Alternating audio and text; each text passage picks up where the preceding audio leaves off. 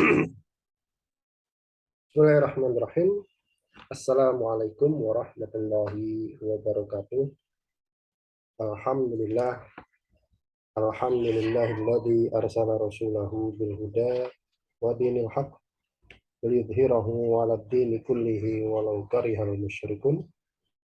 Asyhadu an la ilaha illallah wahdahu la syarikalah wa asyhadu anna Muhammadan abduhu wa rasuluh. Allahumma salli wa sallim wa barik ala nabiyyina Muhammadin wa ala alihi wa ashabihi wa man tabi'ahum bi ihsanin ila yaumiddin. Allahumma inna nas'aluka ilman nafi'an wa rizqan thayyiban wa amalan mutaqabbala, amma ba'd.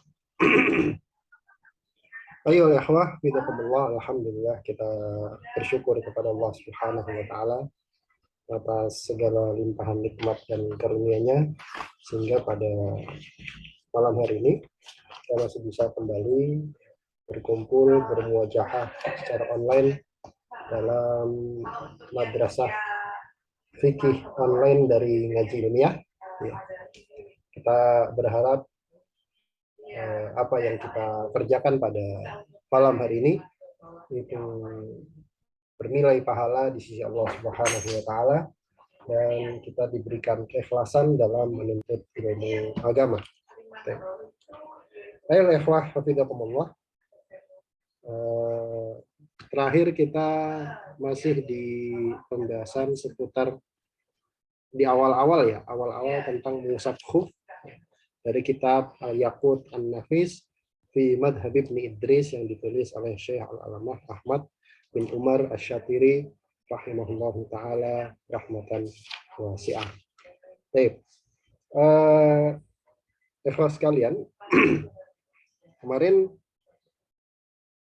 dikatakan ya, dijelasin bahwa secara umum mengusap khuf itu biar mudah untuk kita mempelajarinya dan mengingatnya, itu kita bisa bagi menjadi 7 bahasan ya, 7 pembahasan, yaitu hukumnya, kemudian syaratnya, kemudian masa mengusap khufnya, kemudian tata caranya, lalu yang kelima apa yang disunahkan dalam mengusap khuf, keenam apa yang dimakruhkan dalam mengusap khuf, dan yang ketujuh apa yang membatalkan dari mengusap khuf tersebut.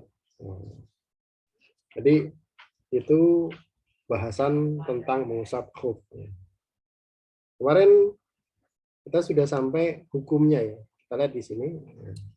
Bismillahirrahmanirrahim. Qala al-musannif rahimahullahu taala rahmatan wasi'ah wa nafa'ana bihi wa bi ulumihi fi darani amin. Berkata penulis rahimahullah, mashul khuffaini, ya, mengusap 2 khuf.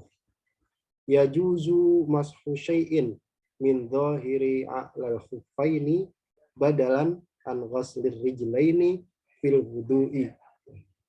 Yajuzu boleh mashu syai'in, mengusap sebagian, min dhahiri a'lal khuffaini, dari bagian zahir, dari bagian luar, luar, a'la, atas, khuffaini, 2 khuf, badalan, sebagai pengganti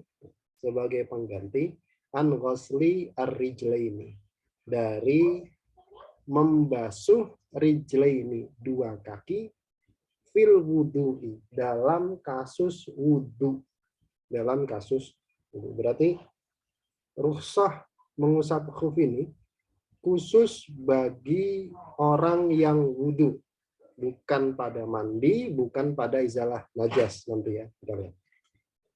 Nah, dari paragraf ini kita bisa ambil kesimpulan yang pertama apa tadi? Hukum mengusap khuf. Jadi hukum mengusap khuf itu bukan sunnah, bukan wajib. Sunnah dalam arti fikih ya, dikerjakan berpahala, ditinggalkan tidak apa-apa. Bukan afdol, tapi jawaz, jaiz, boleh, mubah. Ya, boleh. Artinya kalau tidak dilakukan pun ya nggak ada masalah, ini ikhtiar, ya, pilihan. Tapi kalau dari 5 hukum syarat taklifi itu wajib, kemudian sunnah, mandub, kemudian jawas, mubah, boleh, kemudian makruh, kemudian haram. Berarti dia di pertengahan ini. Jadi di pertengahan ini. Oke. Jadi boleh mengusap sedikit dari zahiri a'lal khuffain. Nah, kemudian yang kedua, tata cara mengusap khuf. Yang kedua, tata cara mengusap khuf. Bagaimana caranya? Bagian mana yang diusap? Di sini disebutkan syai'in min zahiri a'lal khuffaini. Sebagian dari zahir, zahir itu luar, batin itu dalam. A'lal khuffain, bagian atas khuf. Berarti bukan samping, bukan tumit, bukan bawah. Bukan samping, bukan tumit, bukan bagian bawah. Tapi bagian atas. Saya nggak punya sepatu, sepatunya di luar. Dan ini misalkan sepatu, dia diusap atas. Diusap atasnya. Kita lihat catatan kaki nomor 1. Fala yujzi'ul iktisaru ala mashil batini wal asfali wal harfi wal aqibi. Fala yajuzu, maka tidak sah, ya, tidak cukup, tidak sah al iktisaru, sekedar ala mashil batin, mengusap bagian dalamnya sepatu, bagian dalamnya untuk mengusap, nggak sah, nggak cukup. Wal asfali, atau bagian bawahnya sepatu untuk mengusap bagian bawahnya saja, itu juga nggak cukup dan nggak sah. Wal harfi, atau harf itu samping-samping sepatu, samping-sampingnya, itu juga nggak sah. Wal akib, atau akibnya saja, akib itu tumit belakang sini, itu juga nggak sah. Jadi yang sah minimal adalah bagian atas. Ini cara minimal sahnya ya. Jadi ini sepatu untuk usap bagian atasnya. Nah, bagian atas ini itu disyaratkan di dalamnya atau di bawahnya itu ada kaki. Ada kaki. Maksudnya gimana? Misalkan ada orang pakai sepatu kegedean. Sepatu kegedean kelap itu kayak pakai perahu. Kemudian misalkan jarinya di sini, itu ujung sepatunya di sini. Pernah lihat ada yang kayak gitu ya? Sepatunya kegedean, nih kakinya di sini, ujung sepatunya misalkan di sini. Ujung sepatunya misalkan di sini. Kemudian dia usap yang ujung sini aja. Nggak kena kaki yang bagian dalam. Maka itu juga tidak sah. Jadi harus ada kakinya. Ketika diusap, itu di bawahnya ada kakinya. Di bawahnya ada kakinya. Nah, ada 3 qoid, ada 3, ini masih pembahasan seputar tata cara ya. Ada 3 qoid atau 3 batasan supaya mengusap itu caranya sah. Cara mengusapnya sah. Yang pertama adalah yang diusap zahirnya, bagian luarnya, bukan bagian dalam. Kemudian mengusap bagian atasnya, bukan samping, bukan bawah, bukan tumit. Kemudian mencakup bagian yang ada kakinya, Jadi mencakup bagian yang wajib dibasuh, ada kakinya. Kalau tumitnya, ujung sepatunya saja diusap, kakinya di sini, kemudian yang diusap di sini, misalkan sepatunya kegedean, maka juga nggak sah. Itu cara minimal. Cara yang afdol itu agak unik memang dalam mazhab Syafi'i. Taruhlah misalkan ini sepatu lah ya, ini sepatu. Maka ini aja. Misalkan sepatu, anggaplah sepatu, kakinya di sini, atau kakinya sini. Itu ini jari, ini tumit ya, ini jari, ini tumit. Maka yang afdol itu tangan antum dibasahin, dua-duanya. Yang kanan itu ngusap dari arah jari kaki ke atas menuju betis. Kemudian yang kiri antum taruh dari tumit diusap ke arah kaki. Berbarengan. Itu cara yang afdol, Kalau cara minimal ini ngusapnya gini, itu minimal. Kalau yang afdol itu dua-duanya, atas bawah. Atas itu antum usap sampai bagian apa betis. Kemudian dari bawah, dari belakang itu ngusapnya ke depan. Dari tumit diusap ke depan. Set. Nah, itu cara yang afdol. Cara yang minimal tadi. Kotor dong, iya kotor. Cuma kalau nggak begitu pun sah. Itu tata cara. Berarti ada dua ya, hukum dan tata cara. Kata beliau, ya juzu mashu syai'in min dhahiri a'lal khuffaini. Boleh mengusap sebagian atau bagian dari luar bagian atas dua khuf badalan sebagai ganti. Berarti ini pengganti ya. Pengganti an ghaslir rijlaini. Dari mengusap dari mencuci membasuh dua kaki. Dari mencuci dua kaki. Kita lihat catatan nomor 2. Kharaja birijlaini, ya. Keluar dari kata-kata rijlaini, keluar dari kata-kata dua kaki. Mashu hufin wahidatin wa ghaslul ukhra fala yajuzu. Itu satu diusap, satu dibasuh. Nah, itu juga enggak sah, enggak boleh. Itu cara yang juga tidak boleh. Diusap satu, kanannya diusap, kirinya dibasuh, atau kirinya diusap, kanannya dibasuh, itu enggak sah. Kecuali kalau dalam kasus kakinya memang cuma satu. Fil wudu'i, dalam kasus wudu. Kharaja bihi, maka keluar darinya, keluar dari apa namanya mengusap khuf itu al-ghuslu wa izalatun najasati.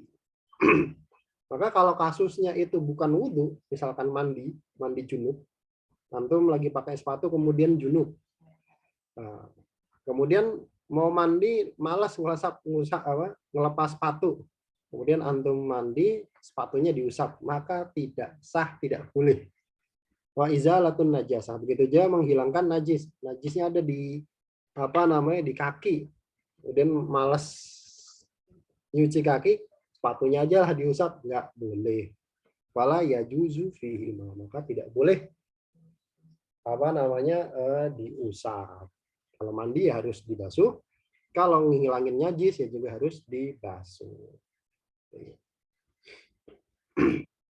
Kemudian kita masuk pada bahasan yang ketiga, yaitu jangka waktu. Berapa lama orang itu bisa mengusap khuf? Berapa lama orang itu bisa mengusap khuf?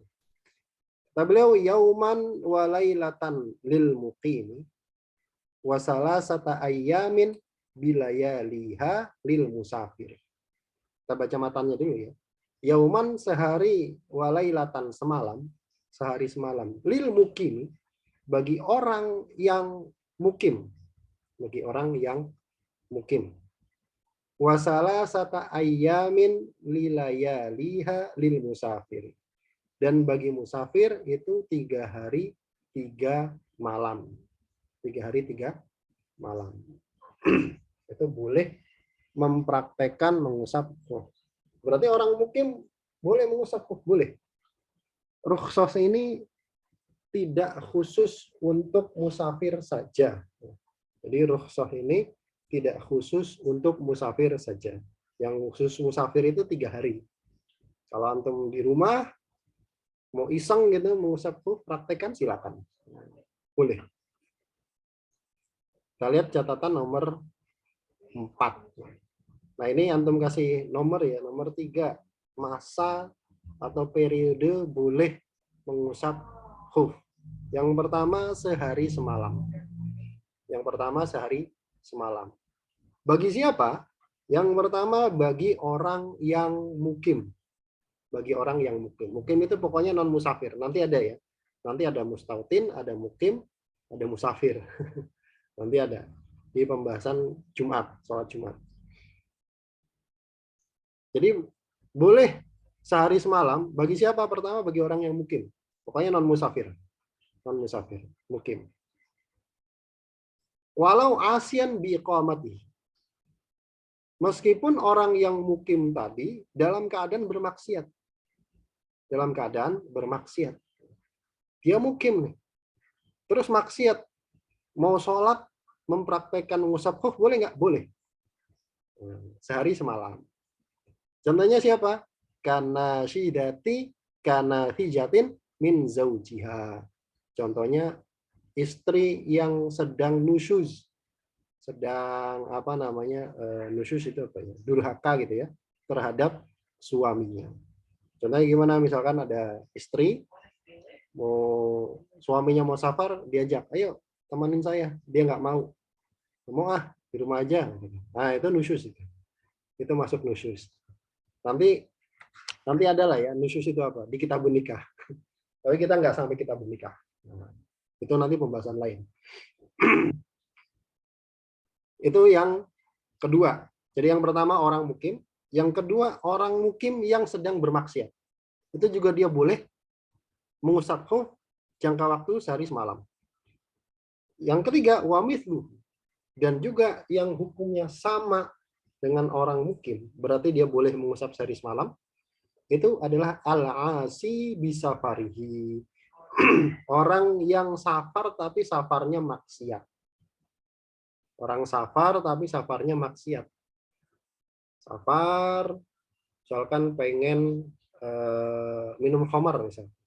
Dia pergi jauh-jauh nyobain makan babi guling gimana sih? Misalkan. Terus di perjalanan dia tetap sholat gitu kan. Nah, meskipun safar kan tadi kan boleh 3 hari 3 malam. Kalau safarnya maksiat, dia boleh mengusap khuf tapi cuma sehari semalam. Kalau dia mempraktekkan itu sehari semalam. Berarti 3 ya. 3 orang yang safarnya maksiat. Kemudian yang keempat, wal musafiru safaran qasiran. Seorang musafir yang safarnya safar qasir. Safar pendek, safar dekat. Safar dekat itu sebelum dilanjut, antum harus punya bayangan dulu bahwa zaman fikih klasik, ini kan kitab fikih klasik ya, fikih jadul ya, fikih klasik. Fikih klasik itu di zaman itu batas desa itu kelihatan.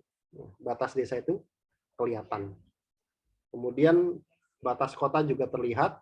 Jadi antar kota, antar desa itu kelihatan. Oh, desa terus ntar hutan atau gurun pasir atau ya pokoknya apalah, nanti baru desa ada pemukiman. Ntar hutan lagi, ntar baru pemukiman. Jadi desa sama kota itu kelihatan. Nah, safar qasir ini adalah safar yang keluar desanya, keluar negerinya, keluar dari tempat dia tinggal, kota tempat dia tinggal. Kemudian dia tidak lagi mendengar azan Jumat di kotanya tersebut. Bisa dipahami? Berarti pendek ya? Iya, memang pendek. Zaman dulu orang keluar kampungnya itu jarang. Nggak kayak sekarang, mobilitas tinggi. Lalu jarang. Jadi, kalau sudah sampai pada jarak, dia sudah nggak dengar lagi suara adzan di kampungnya, dia sudah disebut safar qasir. Nah, itu dia boleh mempraktekkan mengusap khuf sehari semalam. Kalau safar qasir berarti dia nggak boleh jamak qasar, enggak ya, beda. Gitu. Kemudian yang kelima, wal haim itu pengembara lah gitu. Orang yang safar tapi nggak punya tujuan jelas. Mundar mandir kayak cuma kendil itu. Dia muter-muter nggak jelas gitu kan. Nah, dia mau mempraktekkan mengusap khuf. Boleh sehari doang, sehari semalam. Gitu. Itu tentang masa mengusap khuf. Sehari semalam. Wasalah sata ayamin bilayaliha lil musafir. Dan bagi musafir itu boleh 3 hari 3 malam. Yang pertama tadi periode sehari semalam ada 5. Kemudian yang 3 hari 3 malam itu siapa saja? Yaitu orang yang safar. Orang yang safar dengan safar yang panjang. Dengan safar yang panjang. Ai safaron kosron. Safar yang membolehkan kosor sholat.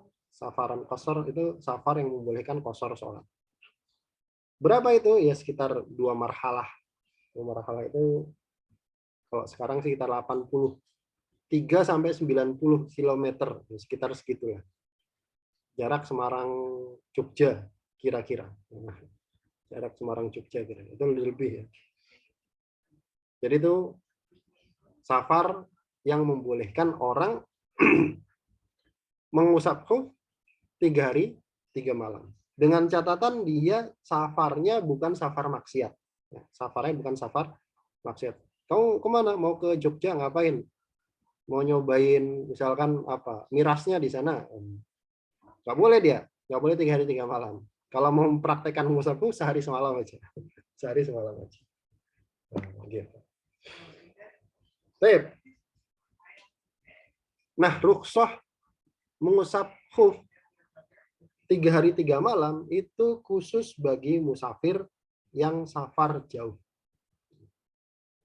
Orang yang safar jauh itu mendapatkan 4 rukhsah. Mendapatkan 4 rukhsah. Apa saja? Yang pertama, boleh mengqashar sholat 4 rakaat jadi 2. Kemudian ini khusus safar jauh ya. Kemudian dia boleh menjamak sholat, boleh menjamak sholat. Kemudian yang ketiga, dia boleh berbuka kalau pas puasa. Kemudian yang keempat, mengusap khuf 3 hari. Bukan yang sehari semalam ya, tapi 3 hari.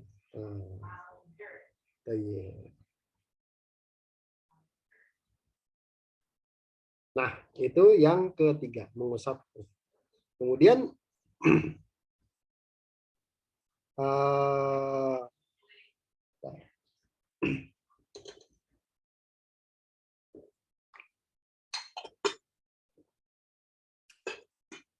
masih dalam pembahasan seputar masa mengusap khuf. Kapan dimulai hitungan sehari semalam dan 3 hari 3 malam? Gitu ya.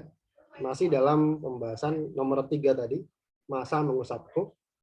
Kapan dimulai hitungannya sehari semalam dan 3 hari 3 malam? Untuk sehari semalam boleh diulangi. 1 safar maksiat. Orang mukim. Kemudian orang yang mukim tapi maksiat. Contohnya tadi, istri yang nusyus sama suaminya. Kemudian yang ketiga, orang yang safar-safar maksiat. Kemudian orang yang safar-safar dekat. Kemudian haim, pengembara tadi. Orang yang safar tapi nggak jelas tujuannya. Tentang lantung. Itu 5. T.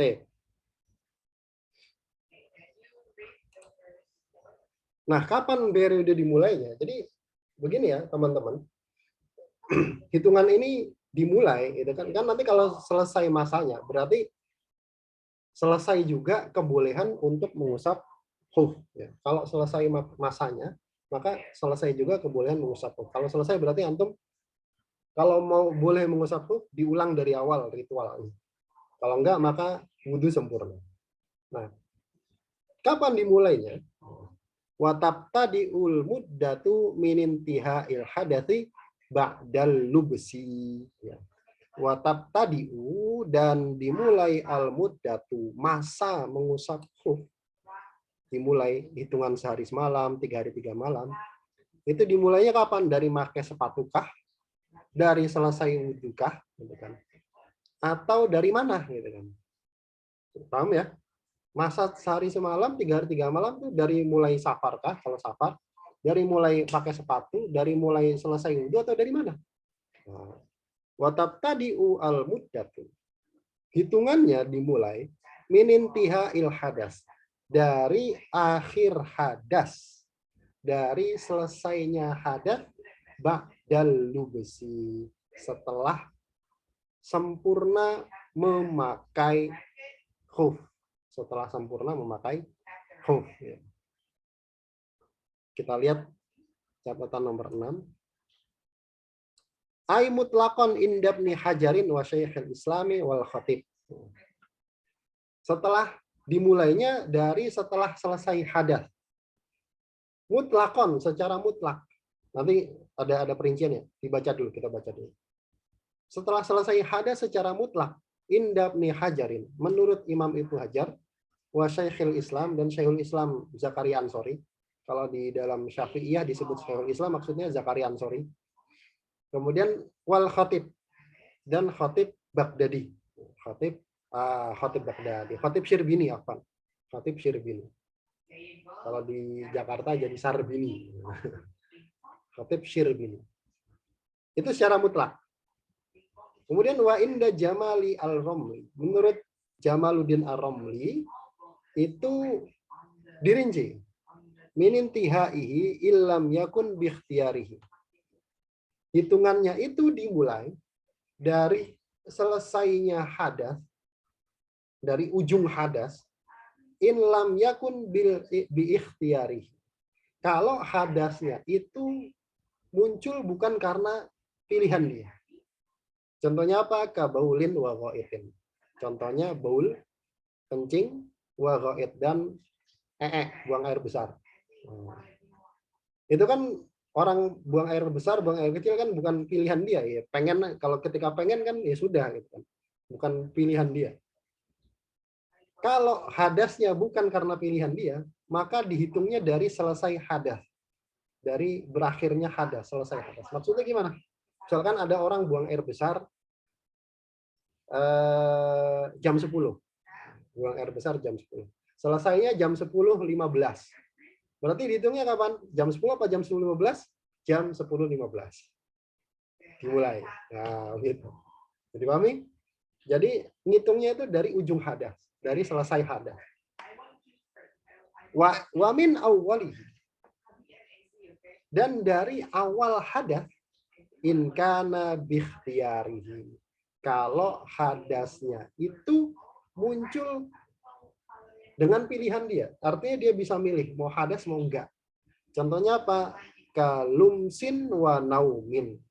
Contohnya nyentuh perempuan yang bukan mahram atau tidur. Soalnya kan gampang tidur ya. Kalau tidur, menurut Imam Jamaluddin ar-Romli, itu dihitungnya dari awal. Misalkan ada orang tidur jam 9, bangun jam 12. Dari jam berapa dihitung hitungannya mulai dari jam 9, bukan jam 12. Kalau menurut Imam Jamaluddin ar-Romli. Tapi menurut Imam Ibnu Hajar, Syekhul Islam Zakaria Ansori, Khatib Syirbini, itu pokoknya mutlak.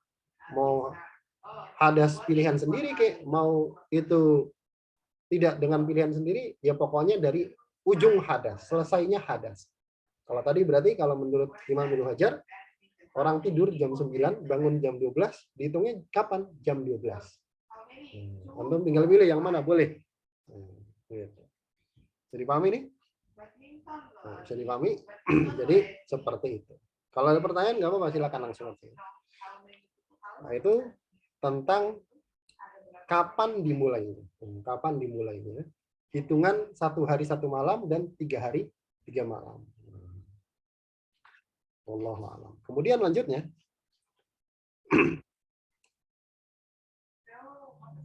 Lakin akan tetapi yustaratu li jawazil mashi syurutun sab'atun.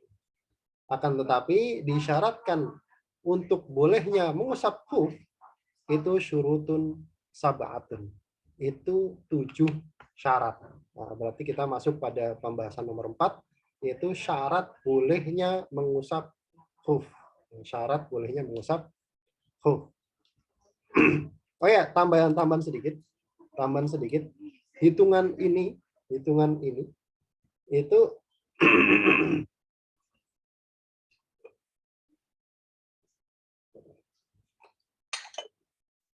dan syarat ini ya, syarat ini. Baik. Kita masuk syaratnya jadi.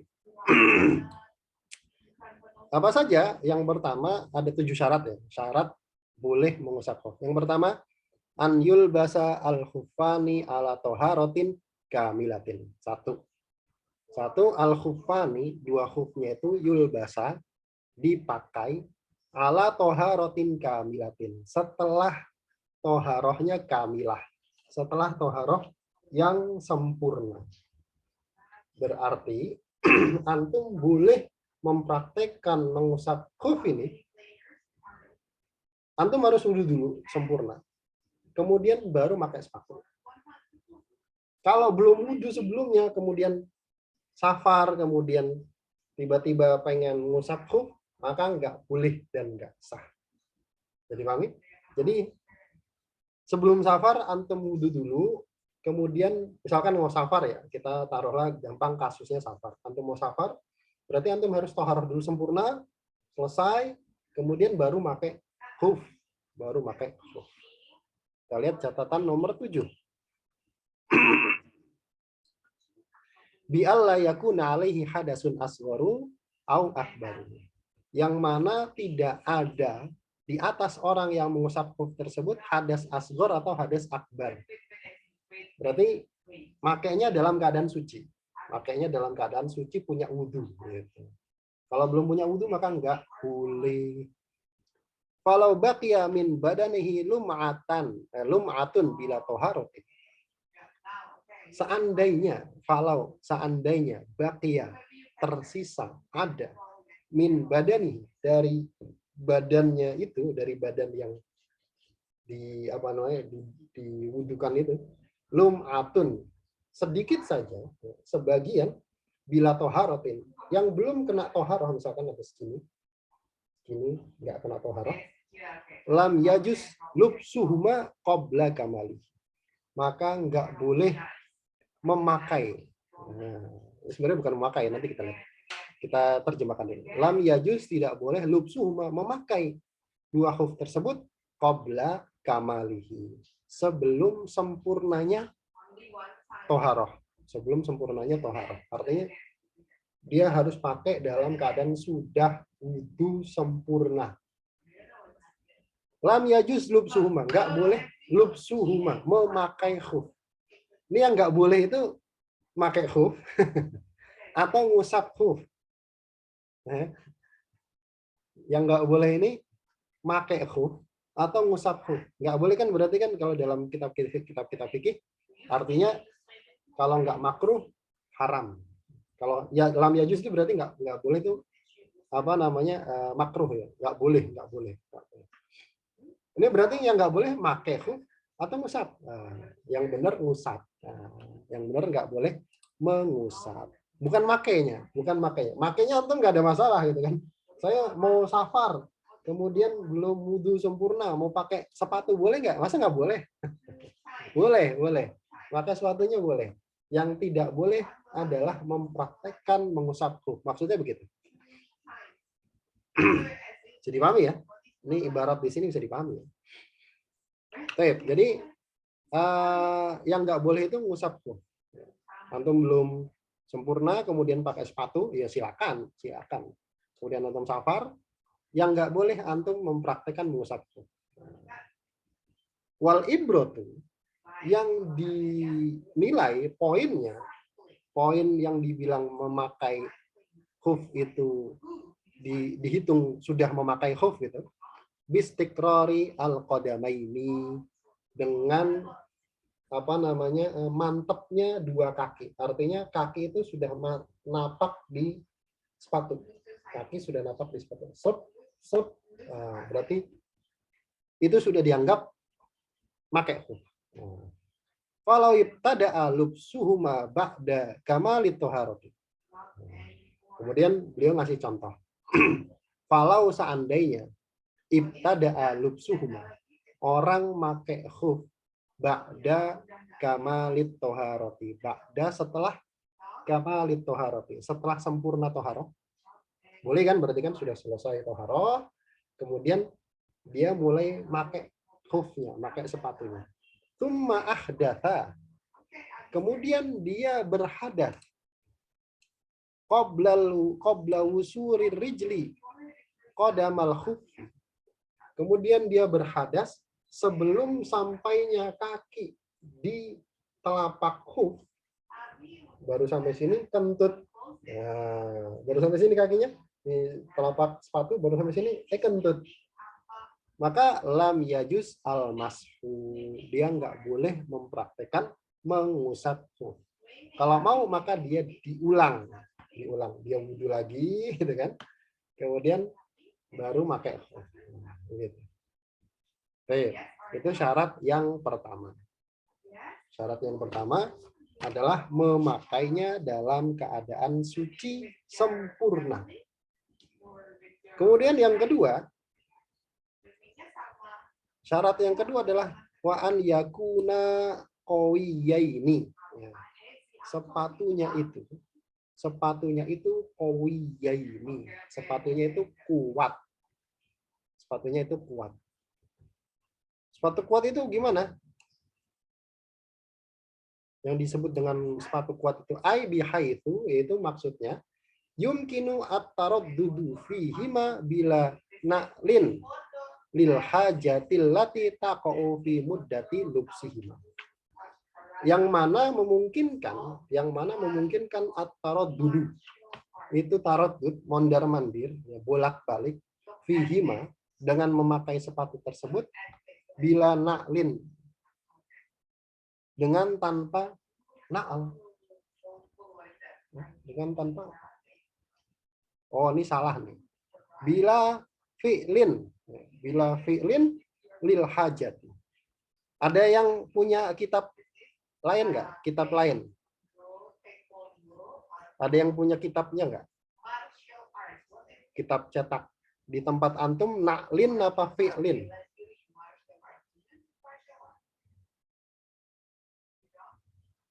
Halo? Halo? Ada yang punya kitab cetaknya? Fi'lin. Nah, fi'lin. Yang ya berarti benar. Fi'lin. Ini salah. Kalau yang pakai cetakan ini diganti ya, fi'lin. Ya, benar fi'lin berarti. Benar. Bila fi'lin, ini salah cetak. Ini salah cetak. Yang mana memungkinkan dia mondar-mandir fihima, dengan apa namanya,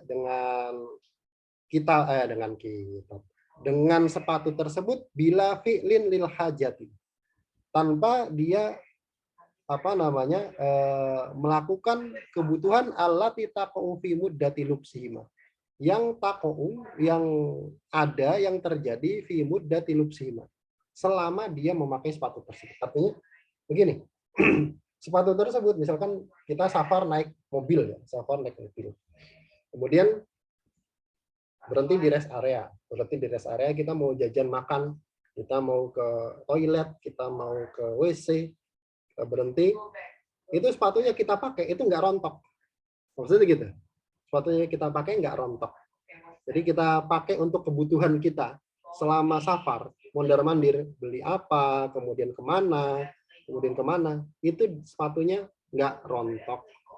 Bukan maknanya sepatunya kuat dipakai safar, bukan gitu. Jadi kuat dipakai mondar-mandir untuk kebutuhan dia selama safar.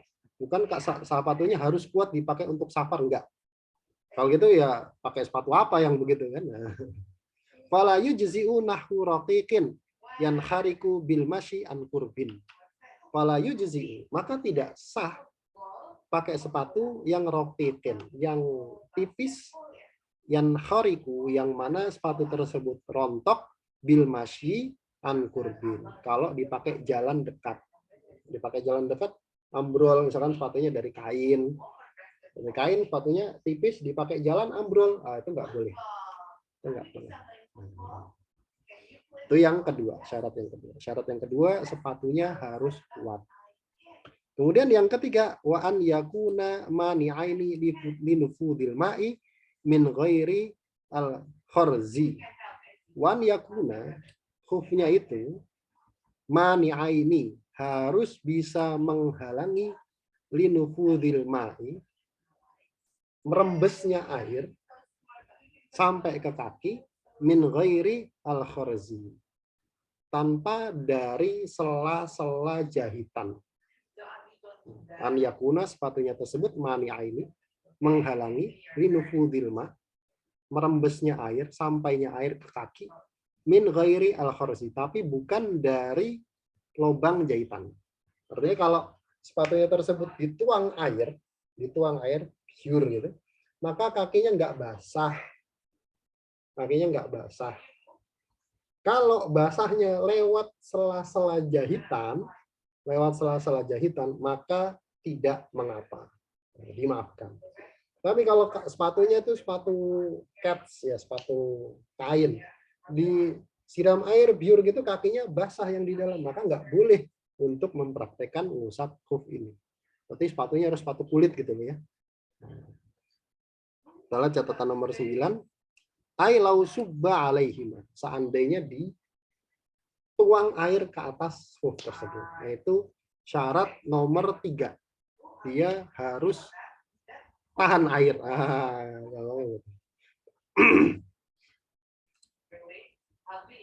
Berarti kaos kaki tidak termasuk khuf? Enggak, bukan khuf kaos kaki. Kaos kaki tidak termasuk, nggak boleh kalau kaos kaki. Sepatu boot, betul, mirip-mirip sepatu boot. Pokoknya sepatu kulit, sepatu boot, sepatu pantofel gitu kan. Kemudian yang berikutnya, syarat yang keempat, wa an yakuna satiroini lima halil fardi. Wa an yakuna, dan kedua sepatunya tersebut satiroini, itu menutup lima halil fardi, tempat yang wajib dibasuh dalam wudhu. Berarti sepatunya kalau misalkan yang wajib dibasuh dalam wudhu kan sampai mata kaki, ini hitunglah mata kaki gitu ya. Mata tangan. Mata kaki. Berarti sepatunya harus nutup sampai mata kaki. Sepatunya harus nutup sampai mata kaki. Jadi sepatunya harus menutup tempat yang wajib dibasuh dalam wudhu. Kalau sepatunya sepatu trepes sepatu yang apa namanya, mata kakinya masih kelihatan, maka nggak boleh. Kita lihat nomor 10. Al-muradu bisatirihuna, yang dimaksud dengan menutup itu apa? Karena menutup itu ada dua. Menutup warna kulit atau menutup apa? Wal muradu bisatirihuna, yang dimaksud dengan menutup di sini adalah ma yuhawwalu bainal ma'i wa bainar rijli, atau ma yahwilu bainal ma'i wa bainar rijli. Dia bisa menghalangi antara air dengan kaki. Itu maksudnya menutup. Maksudnya menutup, menghalangi air sampai ke kaki. La mani ar-ru'yati. Bukan menghalangi penglihatan. Bukan menghalangi penglihatan. Kalau menghalangi penglihatan itu dalam aurat. Kalau dalam aurat, yang dituntut itu warna kulitnya nggak kelihatan. Itu syarat menutup aurat ya. Syarat menutup aurat itu salah satunya warna kulit itu nggak kelihatan. Warna kulitnya nggak kelihatan. Makanya kalau tutup aurat pakai baju nerawang itu nggak sah. Karena tidak tertutup ya. Kalau dalam bab ngusap khuf, yang dimaksud bukan tertutup pandangannya, bukan apa namanya tertutup warna kulitnya, tapi tertutup dari air sampai ke kaki. Maka kata beliau, fayak fi zuzajun amkana tatabul masyi alaihi, maka cukup atau sah gitu, pakai sepatu zujaj, sepatu kaca. Sepatu kaca, misalkan dia Cinderella gitu kan, pakai sepatu kaca, amkana yang memungkinkan tatabul masyi alaihi, dipakai mondar-mandir jalan di atas sepatu tersebut. Tapi kalau sepatu kaca tersebut, kaca kan bening, nggak menghalangi warna kulit. Kemudian kalau dia kuat dipakai apa namanya kebutuhan selama safar, maka boleh dipakai meskipun rawang.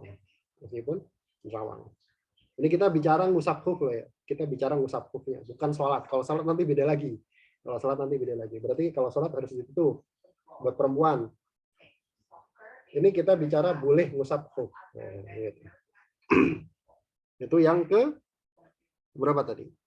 Yang keempat ya. Nah,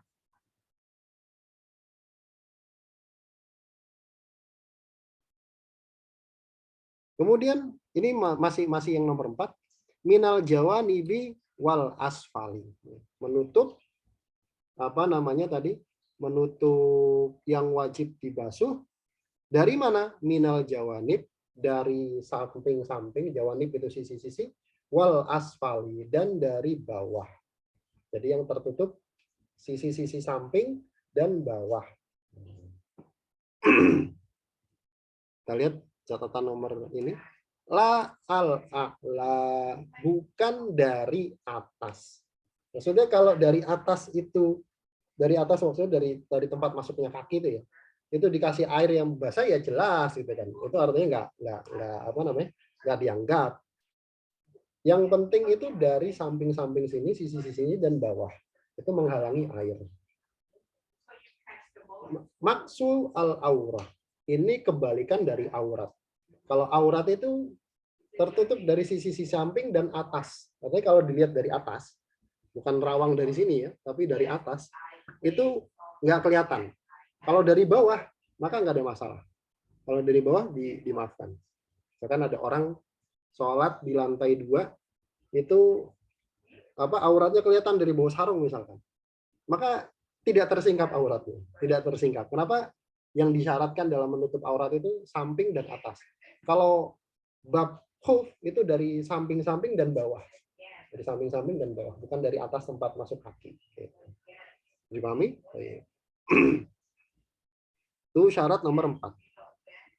Kemudian syarat nomor 5, wa alla yahsula lila bisihima hadasun akbar. Syarat yang nomor 5, alla yahsula, tidak muncul lila bisihima, bagi orang yang memakai khuf tadi, hadasun akbar, hadas besar. Artinya selama antum mempraktekkan ngusap khuf ini, kemudian apa namanya antum junub, misalkan lagi safar, tidur di kereta, junub gitu kan, maka ya batal mengusap khufnya. Antum harus mandi, nggak bisa mandi kemudian kaki sepatunya nggak dilepas, nggak boleh. Nah, gitu. Kemudian yang ke-6, wa alla yadharu syai'un min mahallil fardhi. Syarat yang ke-6 juga nggak boleh wa alla, dan tidak boleh yadharo, terlihat syai'un, sedikit saja, min mahallil fardhi, dari tempat yang wajib dibasuh. Dengan sepatu, kemudian sobek di sini, bolong, tempat yang wajib dibasuh kelihatan, maka juga nggak boleh. Sepatunya harus full ketutup. Kemudian yang terakhir, syarat yang ke-7 adalah wa alla tanhallal ura, dan tidak tanhalla, tidak terurai, tidak terlepas, al ura, talinya nggak terlepas. Ayam maksudnya wa illam yadhar syai'un min mahallil fardhi. Meskipun apa namanya tempat yang wajib dibasuh itu nggak kelihatan. Misalkan ya sepatu kan ada talinya ya. Talinya itu yang lepas.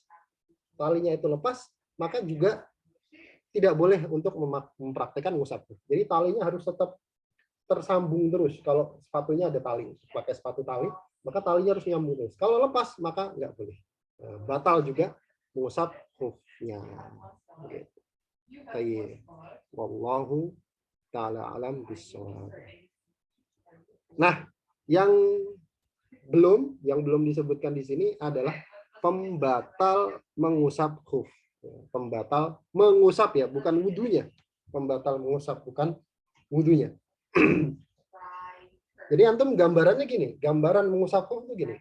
Antum sudah wudu, kemudian pakai khuf, kemudian safar. Nah, hitungannya kapan? Hitungannya ketika antum muncul hadas pertama. Misalkan lagi safar, kemudian pergi ya jam 9, Kemudian jam 10 antum buang air. Jam jam jam 10 antum buang air. Berarti dari jam 10 itulah dihitung. Nah, kemudian jam 12 antum mau sholat zuhur. Misalkan taruhlah jam 12. Antum mau sholat zuhur. Maka bagaimana caranya? Antum tinggal wudhu seperti biasa, kemudian sepatunya nggak usah dilepas, tinggal diusap. Tinggal diusap. Nah, antum sholat dengan sepatunya tadi. Antum sholat dengan sepatunya tadi. Jadi bukan artinya kemudian diusap, sepatunya dilepas. Enggak, ya enggak boleh. Kalau sepatunya dilepas, batal. Sepatunya dilepas, batal. Kalau seandainya antum wudhu, gitu kan, kemudian mempraktekkan ngusap khuf, kemudian antum lepas sepatunya, wudhunya batal nggak? Wudhunya nggak batal. Wudhunya nggak batal. Cukup antum cuci kakinya saja. Kemudian sholat. Cukup antum cuci kakinya saja, kemudian sholat. Wudhunya nggak batal. Wudhunya nggak batal. Nah, pembatal mengusap khuf. Sekarang kita bicara yang batal ini kebolehan antum mengusap khuf. Bukan wudhunya. Bukan wudhunya, tapi kebolehan antum mengusap khuf. Apa saja? Yang pertama, khufnya lepas, baik antum lepas sendiri atau terlepas dengan antum lepas atau terlepas dengan sendirinya. Kemudian yang kedua, selesainya masa. Selesainya masa, artinya habis waktunya sehari semalam atau 3 hari 3 malam. Kemudian yang ketiga, munculnya sesuatu yang menyebabkan atau mewajibkan antum mandi. Antum hadas besar, maka juga batal kebolehan mengusap khuf. Wallahu a'lam bishawab. Yang disunahkan dan yang dimakruhkan nanti ada di kitab-kitab yang panjang, yang besar. Ini kitab dasar, maka nggak dibahas, gitu ya. Wallahu a'lam bishawab. Baik, sampai sini dulu. Masih ada 7 menit, 8 menit. Ada pertanyaan? Silakan.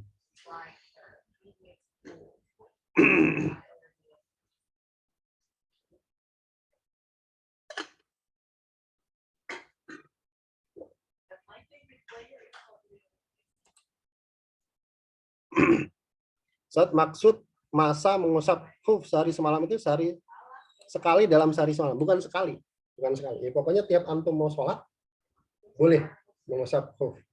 Berakhirnya hari berikutnya ketika antum tadi mulai hadas itu tadi. Jadi bukan sekali, tapi berkali-kali selama periode sehari semalam itu. Gitu. Selama sepatunya belum dilepas.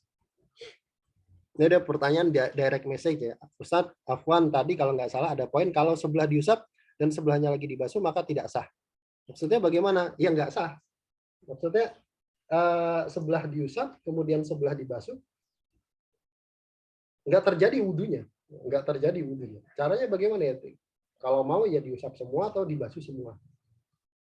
Diusap semua atau dibasuh semua. Kalau cuma satu-satu gitu berarti wudhunya tidak terjadi. Wudhunya nggak sah. Wudhunya nggak sah. Terus batasan kampung dalam madhab syafi'i terutama jika dilihat dari zaman sekarang itu kelurahan, kecamatan atau kota. Ya Allah alam. Sekarang itu mungkin kota lah ya, mungkin kota. Kenapa? Karena sudah sangat dekat sekali. Desa itu udah nggak kelihatan. Batas kelurahan juga udah nggak kelihatan. Kecamatan juga nggak kelihatan. Kayaknya kota sekarang. Kota Semarang gitu. Gitu. Kalau kabupaten ya kabupaten ya. Bukan kelurahan, bukan kecamatan. Gitu. Wallahu a'lam. Nah, sekarang mungkin seperti itu.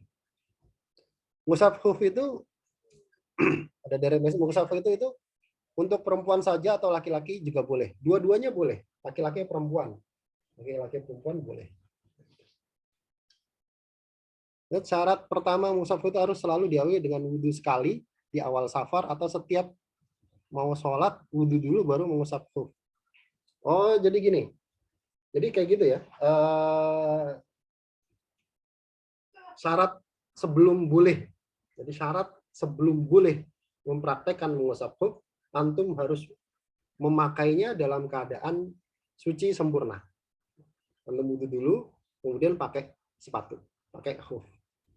Kemudian misalkan safar berarti kan boleh 3 hari 3 malam ya, boleh 3 hari 3 malam. Nah, dimulainya hitungannya kapan? Ketika antum hadas. Nah, ketika antum hadas, itu dimulai hitungan 3 hari 3 malam. Kemudian antum mau sholat.